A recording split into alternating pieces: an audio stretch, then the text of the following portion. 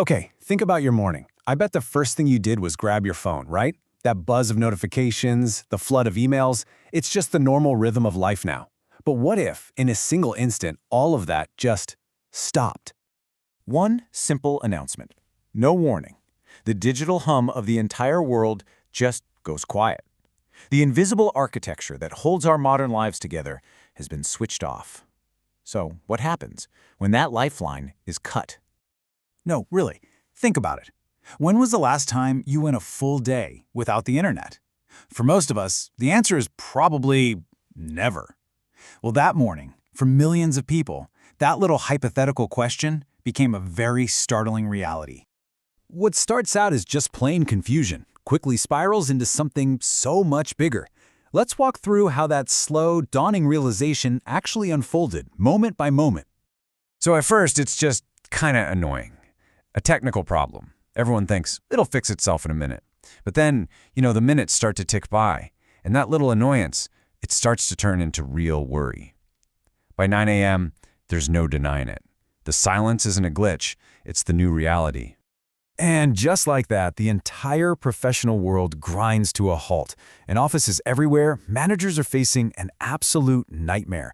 That high-stakes Zoom meeting, that crucial client presentation, all of it just gone. That one line says it all, doesn't it? It's not just the fancy tools that are gone. Even the most basic, fundamental form of digital business communication, the humble email, is dead. Their entire world has just been unplugged. But this was so much more than just an office having a bad day. Oh no, this was a chain reaction, a domino effect that rippled through every single layer of society, affecting one person after another. And this is a perfect example of the two sides of a single broken link. You've got Shoaib, who can't book his usual online ride, so he's just stuck. He can't get to work.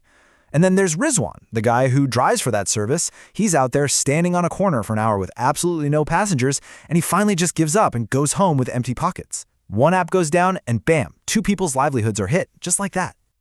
The chain reaction keeps going right into our homes. Chawaria Baji is a working mom who relies on an online app to get food for her kids before school. But today, the app just won't open. The fridge is empty, the kids are getting hungry. It's a full-blown domestic crisis, born from a digital failure. And in this moment of just stressful, completely relatable honesty, she has this thought. It's kind of funny, sure, but it highlights a profound dependency we all have. The skills and routines of the past, they've been replaced by a convenience that has now just vanished. And for some, the stakes were even higher. A young freelancer is just staring at a dead screen. Today was supposed to be payday, the day of the final delivery that would keep his business afloat. But now his crypto wallet, holding thousands of dollars, is completely inaccessible. This is all he sees.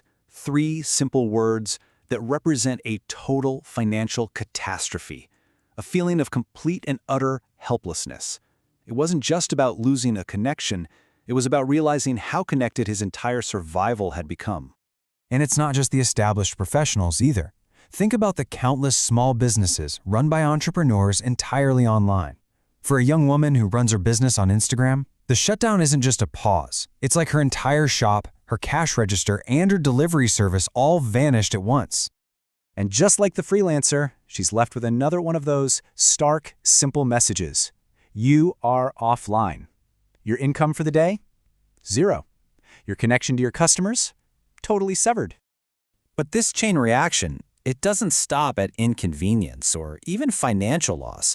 In the most extreme cases, this digital silence becomes a matter of life and death.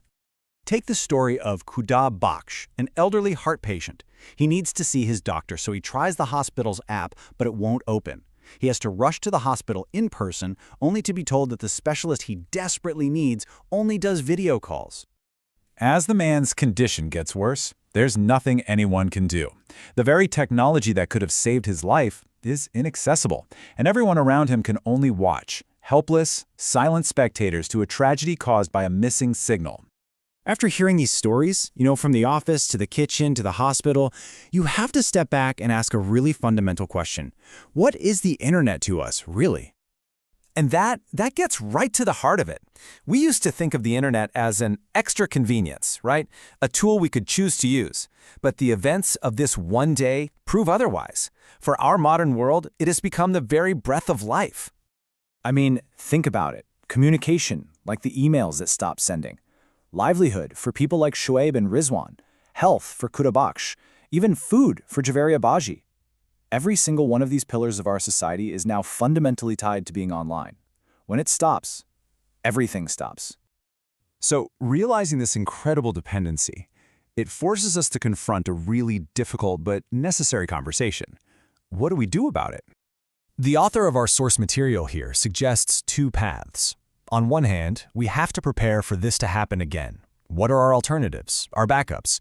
And on the other hand, we have to lean in. We can't run away from technology, so we have to work to make it more resilient, more robust, so these interruptions don't happen. But if we don't do something, we're left with this really chilling final thought. The idea that our lives, our businesses, even our health, it can all be switched off with just the press of a button. That we risk becoming robots, completely dependent on a system we don't even control. And that leaves us with a question that I really want to pose to all of you. After hearing all of this, what would you do?